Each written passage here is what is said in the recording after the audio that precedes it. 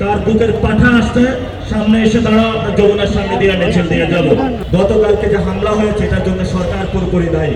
30-40 জন মারাত্মক ভাবে তাদেরকে আহত দেখলাম। এবং গতকালকে রাতে যখন আমাদের ভাইরা আহত হলো, আমাদের একটা ইশতেহার প্রোগ্রাম ছিল, আমরা ইশতেহার প্রোগ্রাম থেকে চলে আসি, সেই মিছিল নিয়ে যমুনার সামনে দিয়ে মিছিল দিয়ে আসি। এবং আমরা তখন চ্যালেঞ্জ করেছিলাম, তার বুকের পাঠা আসছে, সামনে এসে দাঁড়াও, আপনার যমুনার সামনে দিয়ে মিছিল দিয়ে যাব। আমরা সেই যমুনার সামনে মিছিল দিয়েছি, মিছিল দিয়ে শাহবাগে এসেছি, শাহবাগ থেকে আমরা ঢাকা মেডিকেলে এসেছিলাম। তারপরে আমরা আবার শাহবাগে গিয়েছিলাম, কিন্তু আমরা শান্তিপূর্ণ অবস্থান জারি রেখেছিলাম। সেখানে পুলিশ এসে আবার বিভৎসভাবে সাউন্ড গ্রেনেড নিক্ষেপ করেছে, দোকানদারদের উপরে তারা হামলা চালিয়েছে।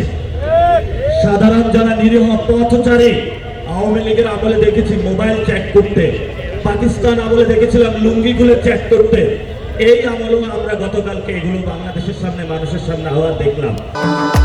ভবিষ্যৎ হোক নিরাপদ, বিনিয়োগ হোক বিশ্বস্ত, আর আমার পছন্দ সল্ট বে। ওয়েলকাম টু সল্ট বে।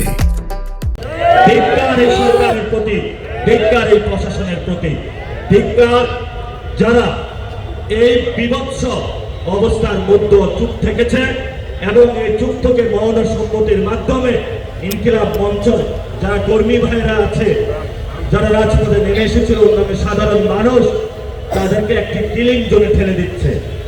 আমাদের দুঃখ এবং পরিতাপের বিষয়, আমরা সরাসরি এখান থেকে বলতে চাই, গতকালকে যে হামলা হয়েছে এটার জন্য সরকার পুরোপুরি দায়ী।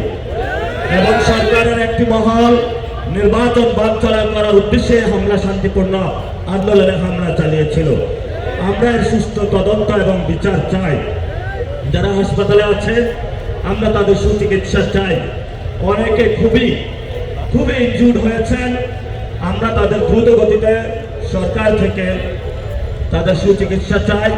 সাথে সাথে শহীদ ওসমান হাদি ভাইয়ের বিচার একটি আন্তর্জাতিক কমিশনের মাধ্যমে অথবা ইউএন এর একটি কমিশনের মাধ্যমে আমরা সরকার থেকে একটি চিঠি দেওয়া হোক, একটি সুষ্ঠু তদন্ত হোক। কারণ বর্তমান যে সিআইডি ডিবি যারা তদন্ত করছে, তারা যাদেরকে কে বলছে যে আপনি আমাদেরকে সিসিটিভির ফুটেজ দেন, যে এই সিসিটিভির ফুটেজ যাবে কই থেকে আনবে? এটা তো গোয়েন্দা সংস্থার দায়িত্ব। তা আমরা মনে করি যে বিচারটা হচ্ছে না, এটাতে গোয়েন্দা সংস্থারই কেউ ইনভলভমেন্ট থাকতে পারে এবং তারা এটার মধ্য দিয়ে বাংলাদেশকে অস্থিতিশীল করতে চায় এবং এটাতে ভারতীয় শক্তির হাত থাকতে বলে আমরা আশঙ্কা করি। কারণ যেখানে আমাদের সীমান্ত নেই, নিরাপদ একটি সীমান্ত, প্রতিনিয়ত মানুষ মারছে, সেখানে আমার হাদি ভাইদেরকে যারা খুন করেছে সেখানে ইন্ডিয়ান কোনো এজেন্ট থাকবে না, সে আশঙ্কা উড়িয়ে দিচ্ছি না আমরা। প্রিয় উপস্থিতি, আমরা যেমন হাদি ভাইয়ের বিচার চাচ্ছি, সাথে সাথে গতকালকে যে হামলা হয়েছে, ন্যাক্কারজনক হামলার তদন্ত এবং বিচার চাচ্ছি। যারা এই হামলা ঘটিয়েছে তাদেরকে দ্রুত বিচারের মাধ্যমে আনার আমরা আহ্বান জানাচ্ছি। সাথে সাথে সরকার একটা ভয় পাচ্ছে তারেক রহমানকে, যে এই তারেক রহমানের চাপে সরকার হলো ব্যালেন্স হারাইয়া ফেলে, কখনো আমাদের উপর অস্ত্র চালায়, কখনো সরকার নিজের উপর অস্ত্র চালায়। আমি সরকারকে আহ্বান করব, ভয় পাবেন না, তারেক রহমান একটা কাগজে বাঘ, এটা আসল বাঘ না। টাইগার যদি বলেন তাহলে ইনকিলাব মঞ্চের বাইরা তাদের সাথে থাকবেন। যদি আর হামলা করতে আসেন এই রয়্যাল বেঙ্গল টাইগারদের উপরে যদি হামলা হয়, বাংলাদেশের মানুষ কিন্তু বসে থাকবে না ইনশাআল্লাহ।